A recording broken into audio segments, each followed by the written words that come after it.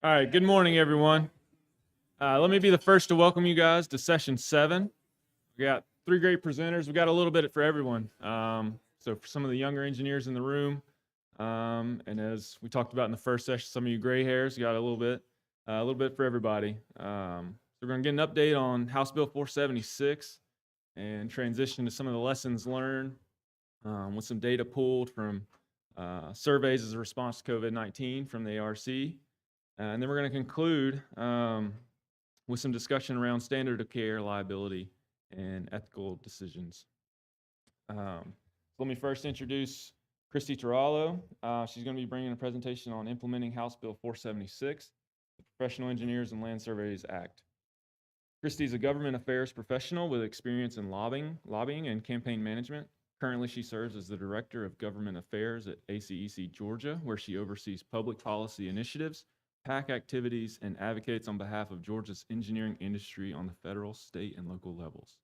She previously worked with Impact Public Affairs as an associate and PAC director before going on to work with Parallel as a manager of government and regulatory affairs.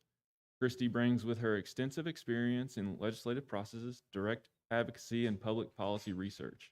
A lifelong Georgian, Christy grew up in Warner Robins, Georgia, before earning a bachelor's degree in political science at Georgia State University. While at GSU, she spent a summer at the London School of Economics and Political Science studying global affairs with a concentration in international terrorism. Please welcome Christy Tarallo.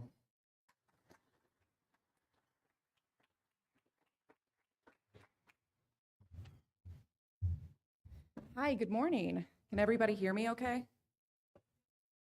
Great. I'm Christy Tarallo. I'm Director of Government Affairs at ACEC Georgia. I'm relatively new to the AEC industry in general. I'm a government affairs professional by trade and began representing the business of engineering in Georgia with ACEC Georgia in December. And I'm really excited to be in the engineering industry and representing you all. You all want really simple stuff. But also my father's an electrical engineer, and he spent many years trying to convince me that I should go into engineering.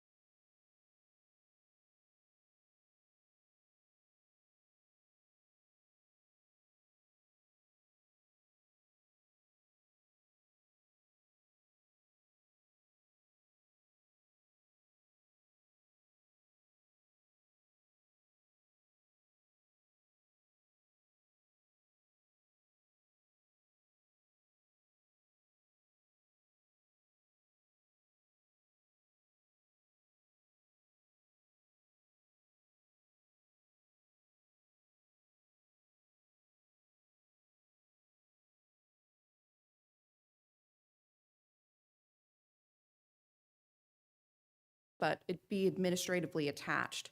And to clarify, you need to be administratively attached because you can't just be a completely standalone agency because bureaucracy. But also you get to share some resources that are internally facing and redundant within the state's framework, like HR and accounting. So fast forward to 2005, and the Pels Board conducted an internal review regarding the customer service issues that have plagued the PLBD for so long, the Professional Licensing Board Division. And they said that it warranted a move towards independence. And that was 17 years ago. It has just gotten worse. In 2013, then Secretary of State Brian Kemp and his staff worked on drafting a legislative proposal that would aim to try to fix some of these issues and eliminate some of the bureaucracy and red tape that they deal with and increase overall funding and staffing.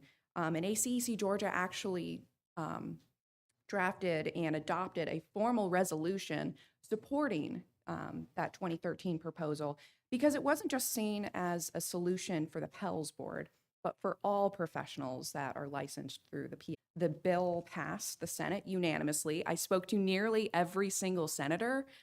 Some of them did not want to continue to speak to me, but I didn't want a single no vote. I wanted a really strong turnout. So it was 52-0, and 4 senators never showed up. But then the governor signed it in May. So even though it became effective upon the governor's signature in May, the timeline on a fully functional Pels Board is pretty gray because HB 476 is actually the first step in a 2-step legislative process because it inherently lacks funding. And funding comes from the budget bill. And fortunately, that's not a standalone bill. That's the only thing that the General Assembly is constitutionally required to pass every single year. So it's going to exist no matter what, and we just have to get the line item in. But the budget process goes a little something like this. During the summer budget that they can request to OPB before the deadline on September 1st. And they've got great examples in other states on how to create this budget and what should really go into this budget regarding staffing levels, licensure software, which is an incredibly large expense. It's like $100,000.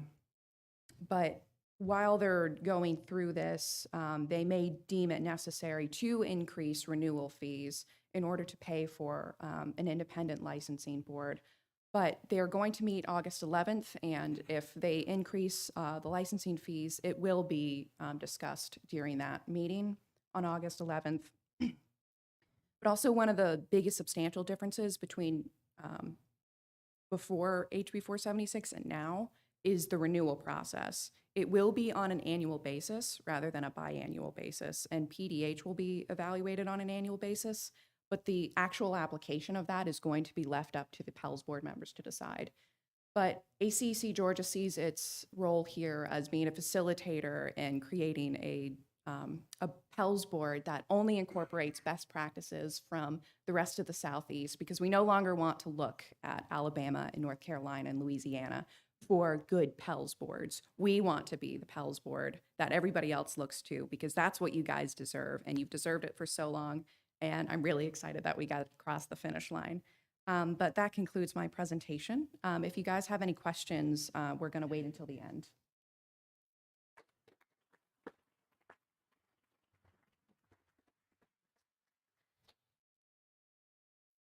All right, thank you, Christy. Thanks for picking up my slack and letting everybody know that questions are at the end.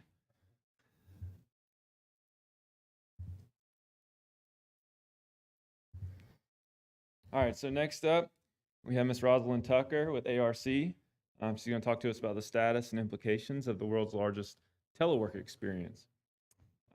Roz serves as Managing Director of the Mobility Services Group at ARC. In this role, she provides strategic direction and leads a multidisciplinary team of transportation demand management professionals.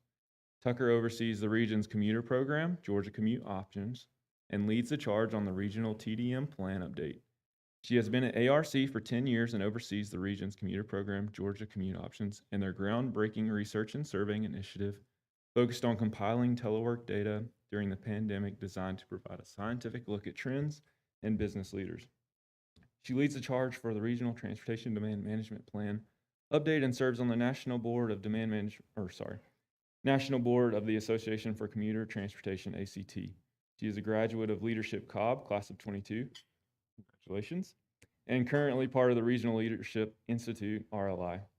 Roz was recently recognized as one of Georgia's most influential women by Engineering Georgia magazine.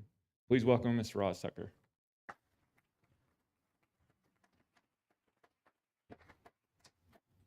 Good morning, everyone. It's a pleasure to be here with friends. As mentioned, I oversee the regional commuter program. We provide commuter services to a 20-county area, so a very large geographical area. As a matter of fact, 50% of Georgia's population is within that 20-county area. So as you could imagine, we are servicing a lot of folks. I do want to give just a shout out to GDOT, because we get the honor and the privilege of managing this program on their behalf. and we work very closely with GDOT with the program. They are the funders of the program, so I do want to mention that as well, so that there's a little bit of understanding how that flows. But this morning, I'm here to really share with you, we undertook a remote work study in April of 2020 to really understand what was happening. We wanted to know what was trending. And this was a longitudinal study. We started in April of 2020, and we concluded, for the most part, concluded in December of 2021, although we are currently still gathering some data. And so I'm going to walk you through not the entire survey. There are 7 iterations of it. And so if at any time you'd like to see the entire bundle, it's probably a compilation of about 90 pages, then I'd be more than happy to email it to you, because it does really get into a lot of different aspects, even down to equity and who can telework and who cannot, and how women fared during the pandemic versus others, and economic. We break it down into salary. And so I'll move into a couple of things today. I'm going to talk about where we started with understanding what was trending in our region. And then I'll talk about where we ended, and then where we think we're going. And I say think, and I say that very strongly, because we're working currently with the modelers at ARC and even GDOT, and we're trying to really understand how this is impacting the future and the current state of the commute.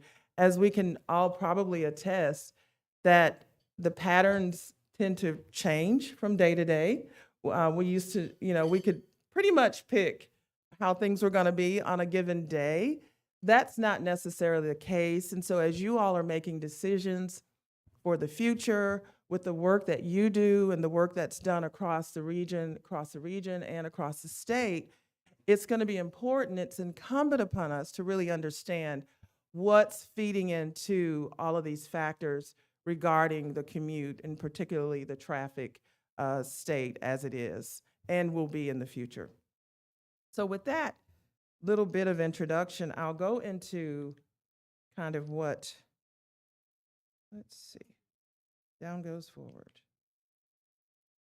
So we'll take a look at tracking trends over survey periods, and then how we assess the status of return to work, and a look at some of the differences. And as you can see here, I won't touch on everything on this slide, but I think this slide gives you a really good overview of our process. As I said, it was very fluid. It was longitudinal. We surveyed the same group over the 2-year period. And this group, I'll talk about who this group was made up of. As you can see here, we had executive leaders. So we had folks from the C-suite tell us, how are things with teleworking prior to the pandemic? Were your employees teleworking some of the time, part-time, how many days a week? And we were able to extrapolate that data. And then we asked, what are you thinking about for the future? And we were able to make the comparison for the difference. And I'll show you that in just a minute. And then we also surveyed managers of teleworkers. Initially, there were a lot of concerns and how to manage teleworkers when the entire workforce is at home working. We did a lot of training on that, and then managers had it. They were good at it. And then, of course, we wanted to hear from teleworkers, non-managers themselves. So over this 2-year cycle and across all of these surveys, we surveyed the continuum of these individuals. And so we got to really see what was ebbing and flowing. There's a lot of data. Some of the data is children, as you can imagine, and they really wanted to be back in the office so that they could interact. We saw that boomers, it was groovy for boomers. They were enjoying it. It was going well. And then we currently, for the first time ever, we have 5 generations in the workforce. And so to be able to compare how each of those generations down that you can see here of the folks that we surveyed, predominantly traditional office workers, what we might refer to as white collar workers. These were predominantly those individuals that had the types of jobs that allowed them to telework. We do know, and when we think about equity, we know that everyone can't telework. We know that our essential workers had to continue to go into their jobs, whether it was in retail or hospitality or our hospital workers. They had to continue to traverse on a day-to-day basis to get to their offices. And so about an hour and a half a day on average, when we relate teleworking to the commute, what we learned from the study is most people want to telework, not because they don't want to be in the office. The majority of them, over 80%, want to telework because of the time that they spend commuting. And we heard a lot of things like the time that I used to spend getting, all dressed up and getting in the car and making my commute. I can get up and I can walk, I can exercise. I can take my dog for a walk, or I can take the kids to an early morning stroll. And you started hearing things resonate like quality of life. And so we're going somewhere with that because it's starting to transcend the way that people work and the way they want to work. I will say I've never seen anything as profound to our industry. We call it transportation demand management. You've probably seen that word a lot. These are the ways in which we encourage people to get around other than their single occupancy vehicle. Well, the pandemic, as awful as it was, there was a silver lining for us. And individuals were able to really reassess. I think each of us in the room could say we were able to reassess what was important to us. And we were able to reassess how important our time was to us as well. Now, how do you put this in context of a job and a commute? If you look at this slide, you can see that the trends for teleworking over the process of about 2 years, here roughly 18 months to be exact here, you can see it transcending. And you can kind of see where people landed on the grid. And they started out, folks weren't teleworking much, barely a day a week.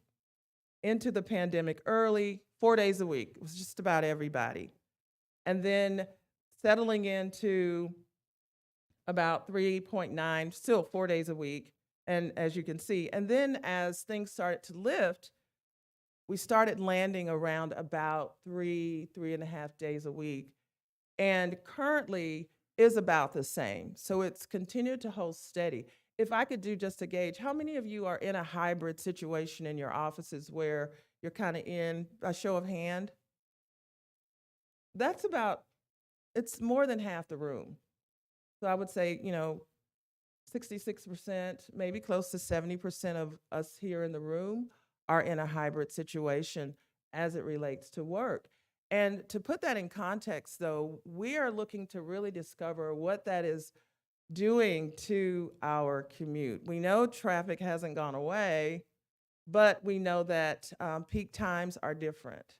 There's increased VMT during off-peak times. People aren't trip chaining where I would go to work and then pick up grocery, pick up the kids. Those things are all broken up now because of this wonderful thing called the hybrid work situation. Another thing to note, that the number of days an employee wants to work remotely, it increased after the pandemic. I sort of talked about that a little bit, but it is still holding steady across our 20-county area. Folks really do want the ability to telework about 3 days a week. That's about where we're in the office 3 days a week at the ARC. And then the other 2 days, folks are, and we're the first 3 days of the week. And so the last portion of the week, everyone's teleworking. No one's in the office on Thursday. No one's in the office on Friday. So let's talk about assessing the changes as it relates to the commute, as it relates to what we're able to predict, as what we're able to think about as we begin to plan, as we do planning. How do we incorporate this psychological shift from a large perspective into our planning processes? I think that this makes it very difficult in some ways. There's a lot of modeling going on. There's some usage of streetlights to really see where people are going and when they're going to these places, but it is a big shift.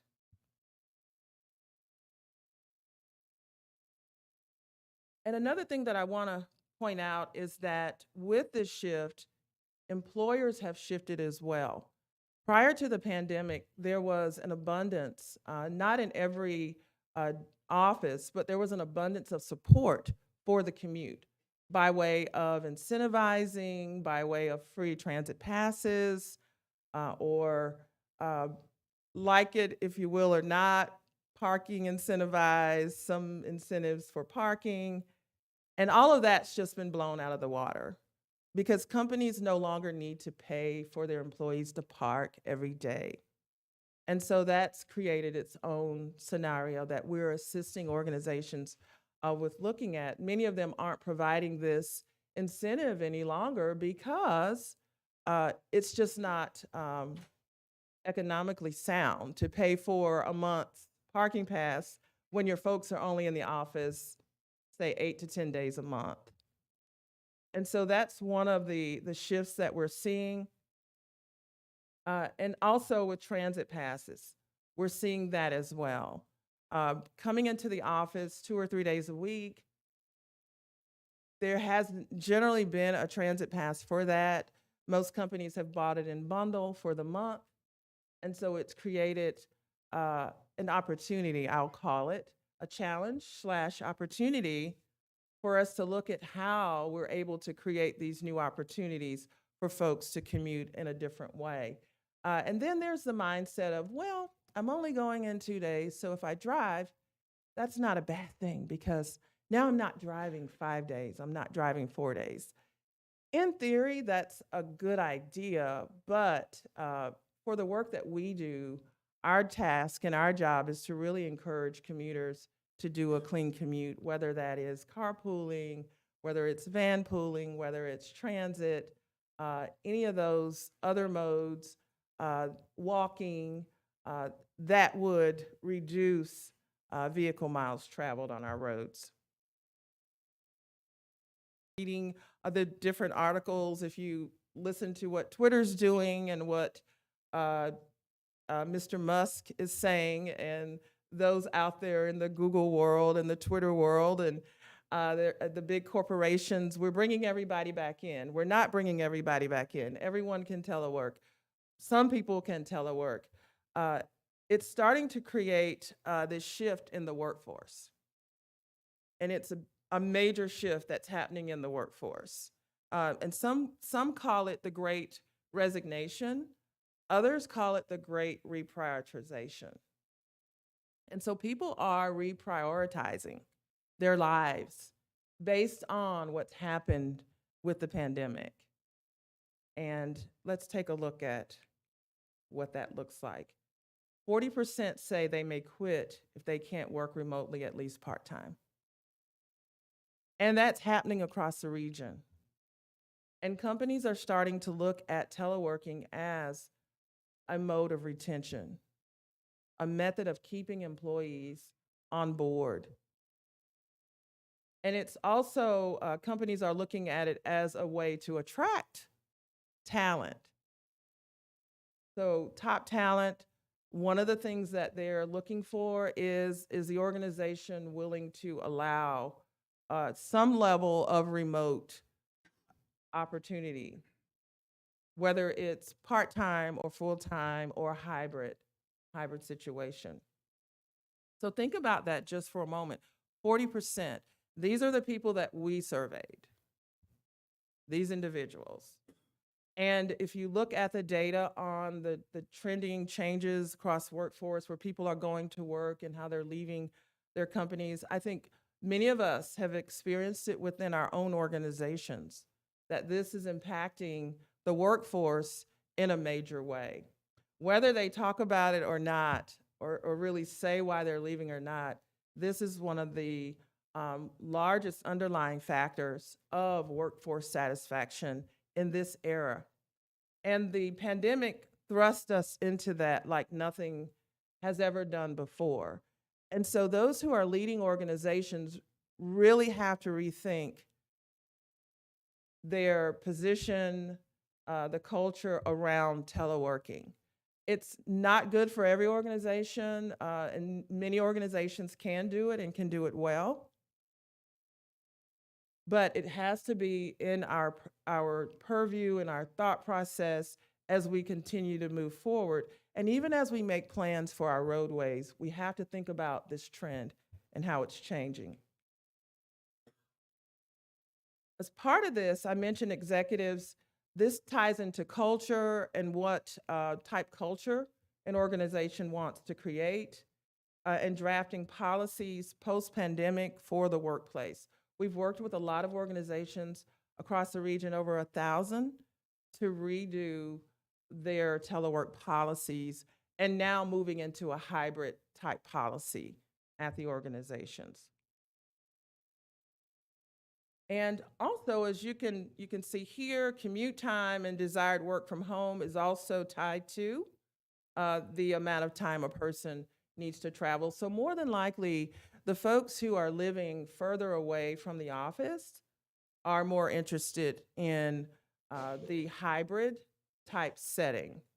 And this is where we can actually do a lot of modeling. We have over 30,000 commuters that log in our database on a regular basis, and we can take those commuters and segment them into who's within these quadrants and really get an idea of what that could look like and the impact to our roadways, because we know their origin and destination on a daily basis.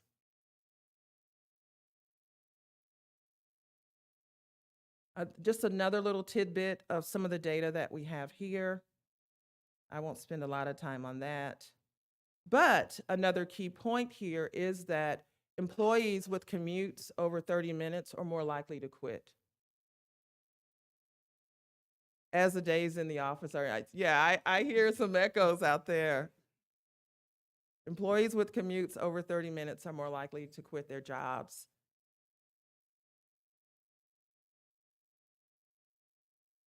And so where are we now?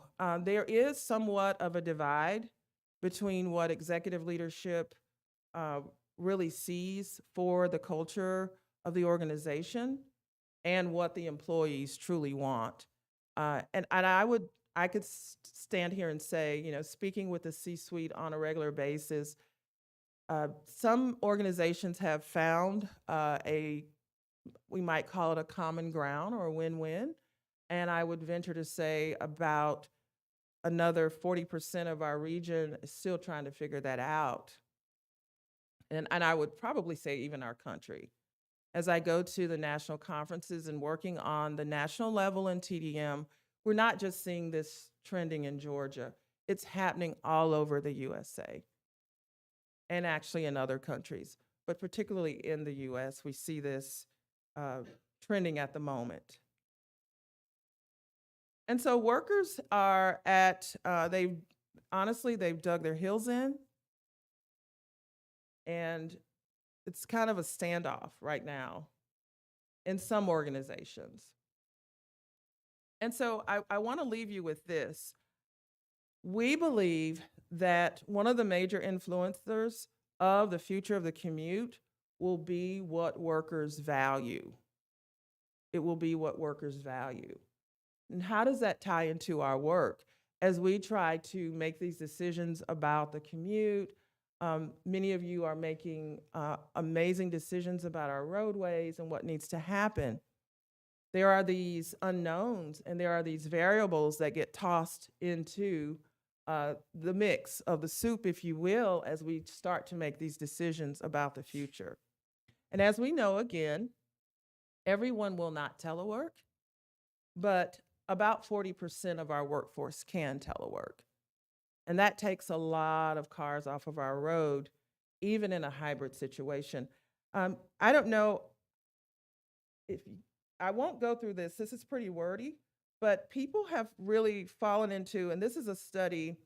If any of you know Jim Skinner at ARC, he's such a guru, and he was doing some studies through the Morning Consult, and they said post-pandemic, this is more or less a psychological study of the work type thinking, is that people now fall into 5 buckets of who they are and the way that they think about work now. So the premise is the people that left our offices in March of 2020 are not the same people that returned, whether it was late last year or this year. So essentially, we're all dealing with a very new workforce in terms of the way us have taken trips in the last, say, 6 to 9 months. You've taken that big trip you always said you were going to take. You've taken that trip. See all the hands in here. Kind of like revenge, revenge on the pandemic. And it's really that same thinking about work. People are really rethinking work from these buckets. I don't know how well you can see this, but we describe it in the context of the minimalist, the transactionalist, and the aspirationalist. And it just goes on to show how people are really looking at work. And then this very last slide that I'm going to show you ties it to teleworking, age, gets into demographics, and how each of these think. And as leaders in our respective fields, we need to have a lens on that because it impacts not only our work environment, but our commute environment.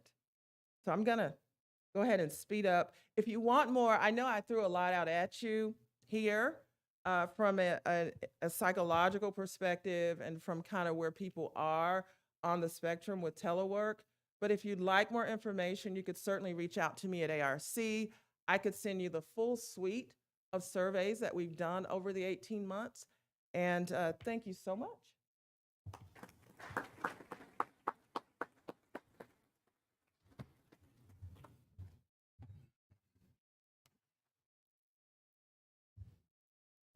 All right, thank you, Roz. Last up, we have Lee Edmond.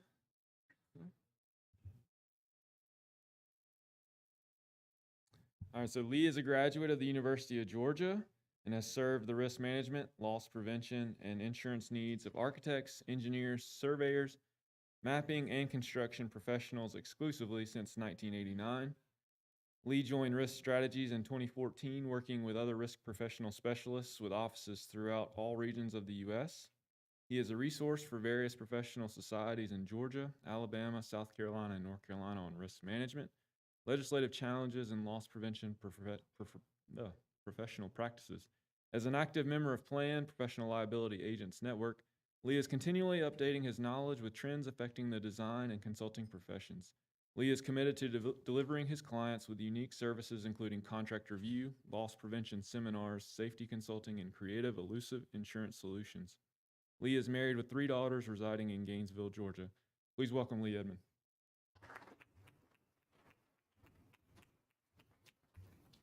Good morning, everybody. I'm really was excited to be asked to come. Alex called and said, "Hey, I want you to talk about ethics." And I said, "I'm an insurance guy, right? There's no ethics with me. I'm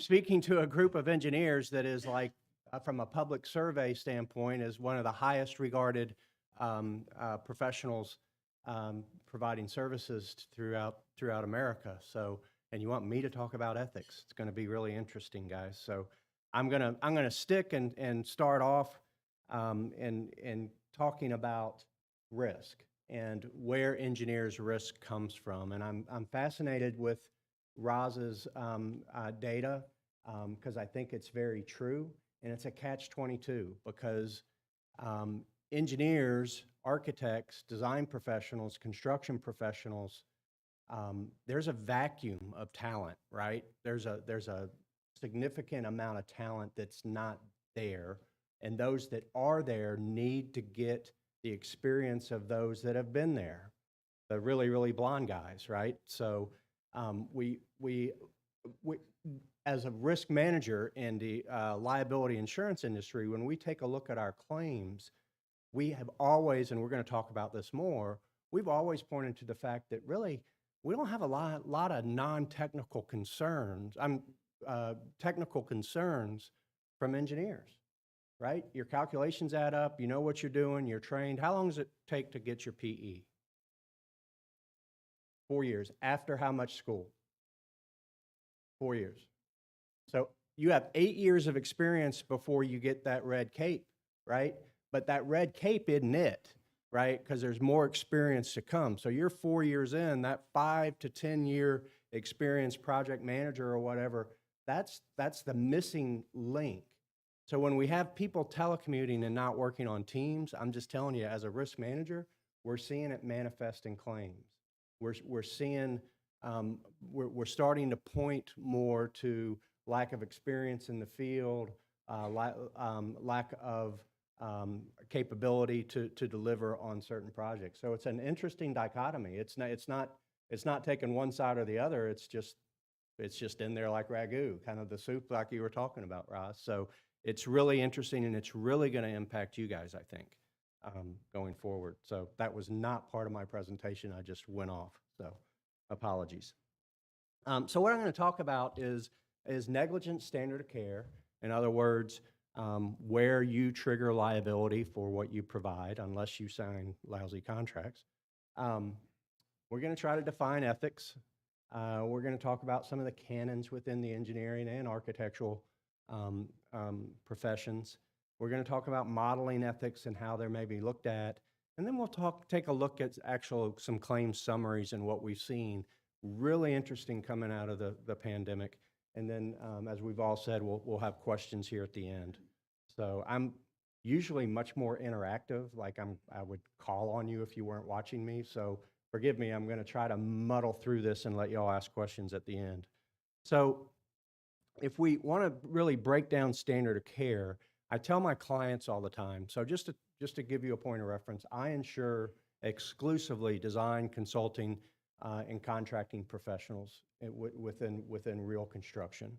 So those are my only clients. They have been for 30 years, although I did dabble with writing some lawyers and CPAs, but that's a part of my life I don't like to discuss. So we'll just stick with the design professional side or the consulting professional. So I tell my clients all the time, this insurance policy that I sell you, it insures what you do, okay? It doesn't insure what you say you're gonna do. It doesn't insure what you sign up to commit to. It insures your actual activities. And it insures it against the standard of care. And wouldn't it be great if we could define the standard of care? And forgive me, those of you that have sat on a jury recently, but the standard of care is generally determined and defined by 12 people that weren't bright enough to get out of jury duty that week, right? I mean, they're not necessarily, for professional service firms, not a jury of your peers. I might sit on one of those juries, for crying out loud, and I have no idea about engineering. All I know about is hopefully how to keep you out of between the ditches. So so that's the fact of the matter, is the standard of care is a moving target. So we do have a duty to hit the standard of care, and we want to be comparable to other professionals practicing in our same discipline, which is what's so important about the Pels Board, I think. Same discipline, same location, and on the same project types. So when we start to get a little bit outside of what we practice in, we kind of create a new standard of care that the firm might not be used to. So that's where insurance coverage triggers. The causation of injury and foreseeability of consequences becomes an issue. So, and we're going to talk about that too, because all of a sudden the standard of care embraces things that we hadn't thought about, like a pandemic that shuts down the world, and then how do we design buildings and roads and that sort of thing to protect against it happening again? All of a sudden that becomes a standard of care we got to deal with. Climate change, you know, and I use this example. I remember 9/11 when it happened. And all of a sudden, I started to see big old ballasts around in front of buildings, right? They weren't there before. They weren't. The standard changed. So the standard is definitely changing all the time, and you guys have a challenge to keep up with it. So the common law standard of care for the performance of design professionals is generally defined as ordinary and reasonable care usually exercised by one in that profession in the same type of project, same time, same place, but you know that language, right? I encourage my clients, this should be a contract provision. Early on in the contract, hey, all the stuff we're about to explain that we're going to do within our scope, it's all limited to this standard of care language. Does that make sense? I'm not going to tell you, I'm seeing contracts that are not written like that. They're written with a much higher defined standard of care. And I tell my clients all the time, hey, the king's naked on this one. I don't have any coverage for you, right? When you sign that contract provision. So that's the pushback on contract. We're not trying to get out of liability. We're trying to make sure that we limit the liability to what we're legally responsible for. So that's that contractual standard that we see hit us sometimes, and it makes us a little bit nervous. So tort-based standard is the care that we really want to define. Again, I get back to who determines what the standard of care was. It's determined by a judge, jury, arbitrator, finder of fact in the legal proceedings. We're going to have expert against expert. We're going to have college professors that really are very, very educated in the practice of engineering, should have or could have done, right? Now, I don't know how many people are in the room, 70, 80 people. I bet you if we presented a code, we would probably get 40 or 50 different interpretations of that code. Would you agree? About how to meet it? So you see that standard of care is going to be weighed by whoever has the best expert, right? According to those people. So it's a slippery slope.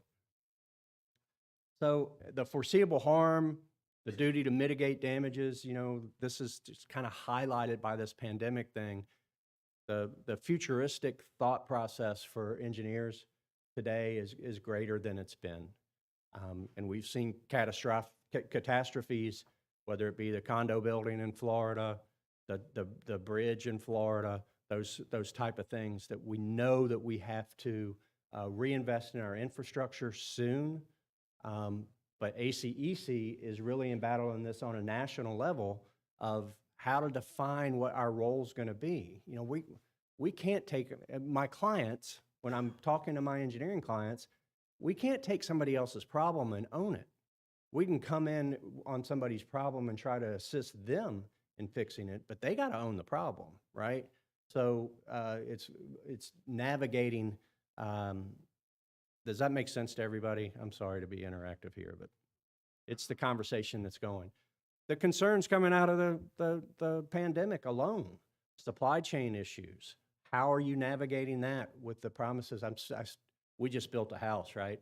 And during the pandemic, we're coming out of the house and we're talking to our home builder and go, I can build a house in 6 months. 13 months later, I'm like, can we move in, please? Right? It's just the real world. That things have changed, and understanding what those are. So when we're talking about risk to our clients, we are advising them that this is constantly changing and to be very careful when contracts are getting loaded to try to create the liability. Let's let our practice determine what our legal responsibility is. That makes sense. And then you're asking me to talk about ethics, right? And so I think of this story, and those of you that have heard this, I apologize because I use it quite a bit. But there was a priest, a lawyer, and an engineer that had all been sentenced to the guillotine. Priest walks up to the guillotine and he lays down and he's saying his Holy Fathers, and the blade comes down and it stops right before his neck. And he goes, "'Tis the will of the Lord. Can't do it anymore. Can't kill me anymore. I'm free to go." Right? And sure enough, they let him go. Lawyer comes up and he's mumbling statute this and I'm suing you this and that sort of thing. Lays down. Blade comes down and bounces. And he says, "Double jeopardy. You can't put me back in there again." Right? I win. Right? Lawyer wins, walks off. And the engineer's mumbling, he goes, I don't know what I did wrong, but I know that calculation, and he's walking up to the guillotine, and I know it's probably my fault, but I don't know why. It just doesn't add up. And he lays down and he looks up and he goes, you got a knot in that rope up there, right? Right? Ethics. You guys have of it. It oozes from professional engineers. You see problems and you want to fix it. You were the kid with that Rubik's Cube that, you loved it. And I love that. I'm nothing like that, but I love that about my clients. So ethics, I won't say get you in trouble, but you do have a kind of a standard of care to meet with your ethics, if that makes sense to you. So how do we define ethics? And again, there's 60 or 70 people in this room. There's probably 60 or 70 different thought patterns about how you might apply an ethics standard. Would you agree? So what we know ethics is not, it's not feelings. It's not a general feeling, right? Everybody has their own concerns. We see it play out in our politics. We see it play out in our communications. We have all of these feelings, but that can't be the determining factor, and we let it be that way too often. It's not religion. We can't point back and tie to our religion and press it on somebody else that doesn't apply that same level of ethical responsibility. It's not law. Ethics can't be defined as law because there's going to be different interpretations of how that law is applied. It's not culturally accepted norms. That's not fair, right? It's very difficult to have a culture that you're not familiar with apply a level of ethics against you. And it's not necessarily science, right? It's not that clear. So from a code of ethics from NSPE and ASCE, I'm sorry, I've set up these transitions. It takes forever to get through. So if you just look side by side, hold paramount the public health, safety, and welfare of the public. So I get this asked all the time, hey, if I walk by one of my projects and I see a safety concern, but I'm not really on the clock, I don't have a duty to do anything. Well, you're an engineer. Maybe you're supposed to say something. I don't want you to because I ensure what you do, but bottom line is if there's an injury or something happens and we're deposed and we explain that, yeah, we were there, but it wasn't in my scope, right? Doesn't go real far to defend us. So perform services only in the area of their competence. Thank you, Pels Board, right? Issue public statements in an objective and truthful manner. Act for each employee or client as faithful agents or trustees. Conduct themselves honorably and responsibly. Treat all persons fairly. I'm going to zip through this because of time. So, these stupid transitions. So, from a fundamental canons of design professionals, promote public safety, health, and welfare. Be competent in your professional practice. Make sure that you stay current with your continuing education. That is expected of you. That's going to be the standard that the owner has of you, that you are reasonably trained on whatever you might specify or recommend. You're a trusted advisor to the client. You're not going to improper or deceptive fraudulent acts. Support environmental and sustainability issues. That's new on the AIA side. I don't know if it's I know in 2019 NSPE added some sort of climate change wording to their canons, but forgive me, I brought the 2007 version. Foster professional development of self and staff, ASCE. But this last line right here, what did I do? Make it stop. Oh, it's not on yours. Sorry.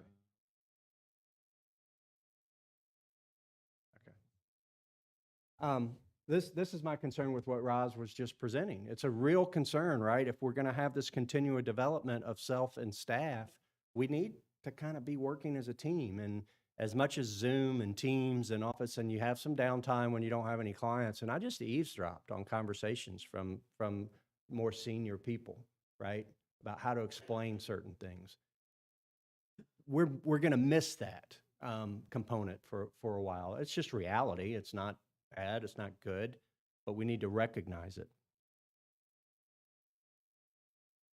Oh, what did I do? All right.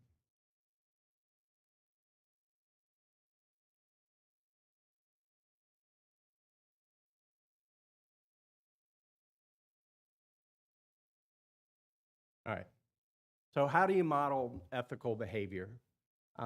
There's certain ethical behaviors spelled out within the federal DOT about business practices, but they're still subject to interpretation and decisions by people. So models for resolving ethical dilemmas, establish an ethical standard is very difficult. What do we base them on? How do we apply these standards? And we're going to talk about where they come from. So there was a book that we're pulling this from an institute that studies ethics. And they say there's really 5 models of applying certain ethics. And we're going to highlight 3 of them. But one is rules-based, right? That we just have a universal standard. The rule is the rule, and it applies to all situations, and it follows a certain principle. Engineers generally are going to want to lean on this one, right? Would you all agree? Well, you haven't seen the other one, so how do you know, right? So let me go to the other ones. Care-based thinking. My architects generally are going to favor this. Golden rule, do unto others. Could I testify against myself on the decision I made? Promotes interest of others.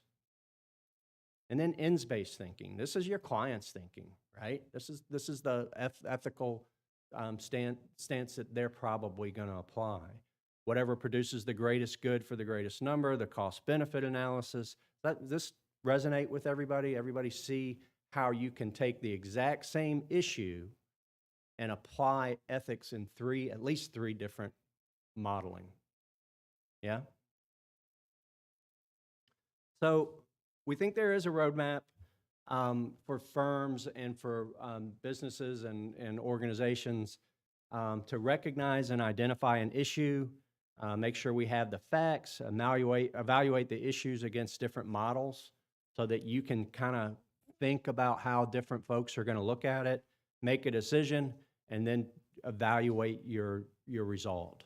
So we're recommending to firms that we do talk about ethics within our staff on every project. Is this going to pass an ethical smell test, right? I do a program on emails, and you wouldn't believe some of the internal emails that show up at depositions. You know, we took these out of actual claim files, and it really makes you raise the question, were they thinking ethically? Were they thinking bottom line, dollars, profitability, or were they hiding something? So if those are issues within your firm, you know, I think we need to have ethics conversations regularly, not on a broad base, hey, I got to knock it out for my licensure, but more of an approach within your organization and your teams. So establish written and achievable design objectives, identify and communicate design assumptions, and then document your performance coming out of those. Claim trends, I mentioned to you that about non-technical and technical issues, right? So in reality, every claim is going to have some allegation or component of a technical problem. But the reality is, close to 80% of the time, they're caused by non-technical factors. And these are the 6 things that we've seen. There used to be 4. Communications is number 1 and is the largest driving factor, right? How we are communicating and how are we reacting to certain communications. Client selection is the second one. Now, remember, I know there's organizations, GDOT in here and those folks, but I'm talking to clients that deliver work for you. So our risk assessment comes back, doing the 24-hour look back, comes from, hey, we shouldn't have been working for those folks, right? It's usually developers, it's usually, or some component that we should have stayed away from as an organization, but And then project selection, making sure that the project isn't controversial, that you have the capability and the bandwidth to deliver it. Contract terms and conditions, project team capabilities, construction phase services, and QA, QC procedures. Those weren't on my list 5 years ago, actually 3 years ago. Construction phase services and QA, QC services are getting more into your technical delivery of what our firms are delivering to you, and that concerns us. We didn't have them make an impact that we wanted to draw attention to. I have a whole program on risk drivers. I didn't put it together for you today that we talk about and go into depth on each one of these. So starting in 2019 into the pandemic in 2020, we saw a quicker push to settle open claims by our insurance carriers and by our clients. There was a threatening of future work from owners to not get these things settled quickly. The demands went through the roof, and our losses went through the roof. Not the number of claims. The number of claims actually went down during the pandemic, and a lot of that's still being sorted out because there's still a boatload of them sitting in the courts, right, to be decided. But the severity of our claims, the checks the insurance companies were writing, were much more significant. Continued increase in technical errors. This goes back to staffing, right? We are spread thin, and you can't help but notice it anywhere you go, right? You go to a restaurant, you can tell they're thin with staff, right? You see open tables and you say, why can't I sit down? Because we don't have the staff to serve you. Have anybody experienced that? Sure. Retail. Service industries. Try to get a guy to come out and fix your air conditioner. I know, right? It's less than a year old and it already broke, right? So you guys have the same issue, and we've been studying this for going back 15 years, that people weren't going into not only not your profession, but into the construction profession. These guys graduating with engineering degrees were getting sucked up by the Accentures of the world and the Anderson Consulting, and our fear at that point was, hey, they're going to commoditize design and consulting services. And while we haven't necessarily let that happen, it was a definite fear, but we've got to become more attractive again to the graduating engineering profession. That's it. That's what I got.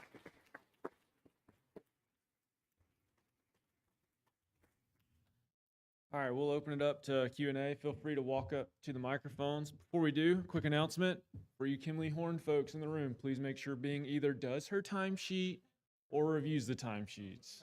So, go ahead, Dan. Dan Dobry with Croy. Sorry. Actually, I have two questions, one for Christy and one for Roz.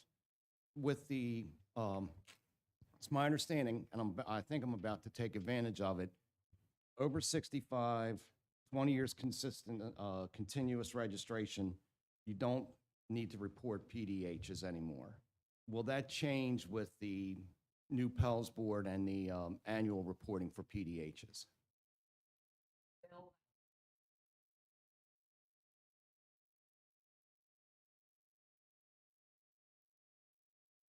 Lots of other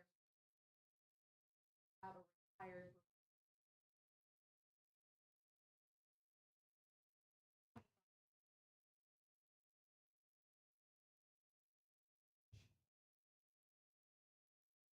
like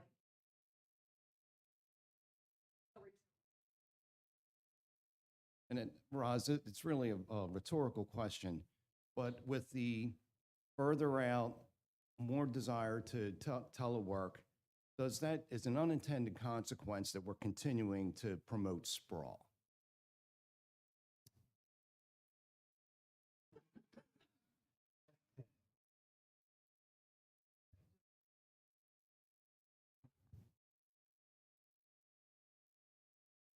Dan, to your question, I think what we have to tie into that is housing affordability.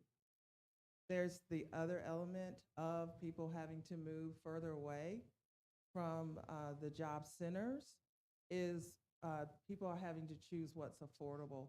And if we look around the region, what we're seeing as affordable is about 45 to 50 plus miles outside of the city center. So telework, certainly people rethought their way of living during the pandemic, and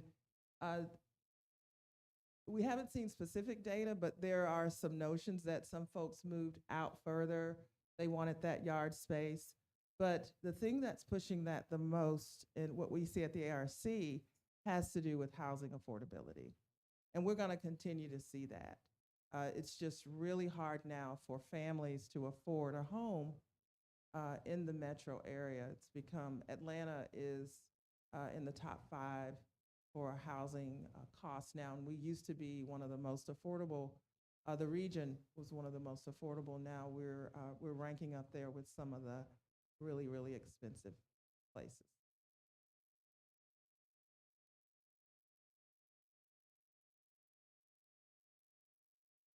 Hey, good morning, Tom Udell, Jacobs. First off, again, no love for Gen X. That's fine. I see how it goes. But the one thing that I really noticed about y'all's presentations is that they're almost at odds with each other. On the one hand, from a liability standpoint, we need to be in the office more. We need to be interacting more. And yet, as the former TDM practitioner for a metro area, that was always like, well, TDM, yeah, we'll try. I was really heartened by the pandemic and how people took to all of the TDM principles we've been talking about for 20 years. So I guess the difficult part is, how do we find the middle ground between we need to transfer our knowledge and experience, but we also don't want to go back to sitting in traffic for 2 hours a day. So if y'all want to have a debate, that'd be great. Well, I can speak to it first. I don't think we're disagreeing. I think we're just talking about reality. Young kids entering, they're loving work. At the same time, I always tell them, you don't know what you don't know. So unless you're able to, I saw when I talked about eavesdropping people, I saw a lot of, that's where a lot of people got some knowledge. People knew it or not, even if it was unintentional. Doesn't change the fact that folks don't want of the hybrid solution. But data, if we don't have graduated engineers, we don't know what that is. Maybe 3, 4, 5, 6, 10 years, we'll know if they are impacted.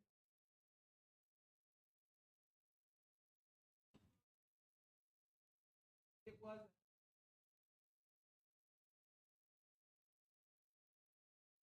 However,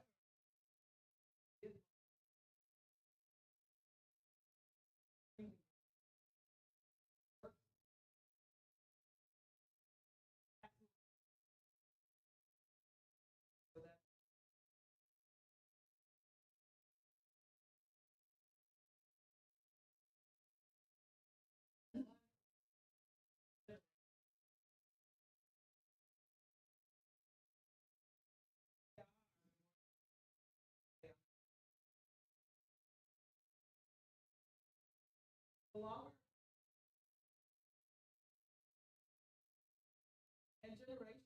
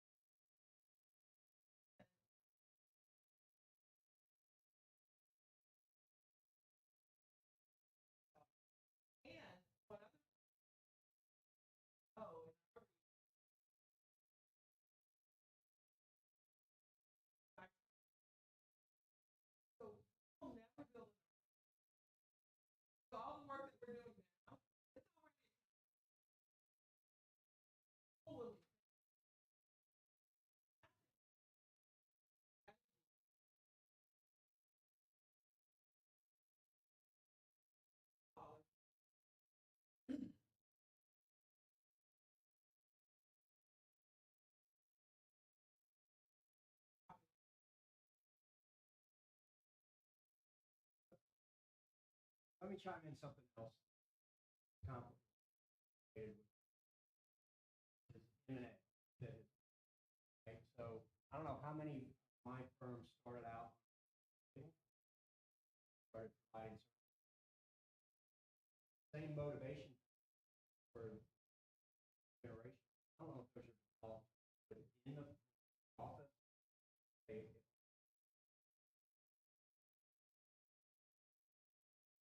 But so the concern is, and we're already seeing it, that there's larger firms, fewer number.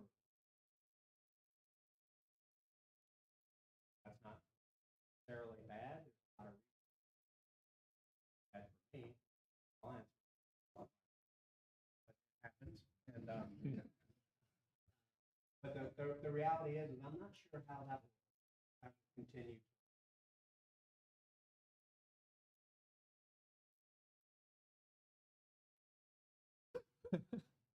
All right, well, let's give each of these presenters one more round of applause.